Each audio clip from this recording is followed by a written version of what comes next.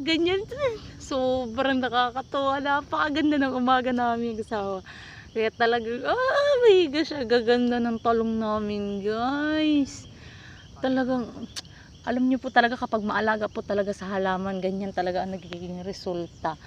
Ay, Diyos ko, Lord. Thank you, Lord. Thank you. Ano pa bang hanapin namin dyan? Ang gaganda ng talong namin. Ayun, guys, hindi siya mabutas. Hindi siya yung ano.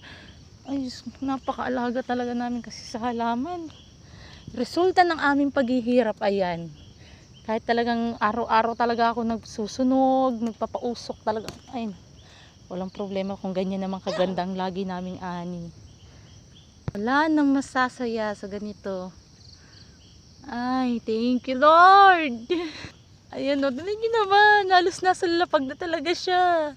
Sa sobrang laki ng bunga. Nakakatuwa. Ang daming bunga. Ay, naku. Ito po kasi talagang tinatanggal namin yan. Talagang alagang-alaga namin ang talong namin.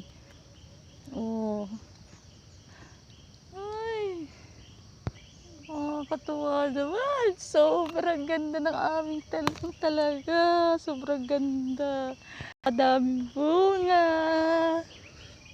Ayun guys, kung tutuusin, apakakunting puno lang nito. 1,000 puno lang to kung tutuusin. Pero napakadami niyang mumunga. Talagang nakakatuwa. Apakalaking bagay talaga ng kinakausap natin ang mga halaman natin. Sa tuwing lilinisan natin. Sa tuwing ano. Saka syempre, nandiyan na yung pag-aalaga natin talaga. Ganyan kalinis ang aming talungan. Thank you, Lord.